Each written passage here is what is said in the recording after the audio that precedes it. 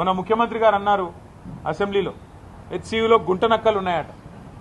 హెచ్సియులో అందుకే మేము పోవడం లేదు, మేము అక్కడ అడిగేందుకు పెట్టలేదంటే ఇట్లా పనికిమాలిన మాటలు మాట్లాడతారు. ఆ పిల్లల ఉద్యమాన్ని దాని పవిత్రతను దెబ్బతీసే ప్రయత్నం చేస్తాడు ఈ ముఖ్యమంత్రి.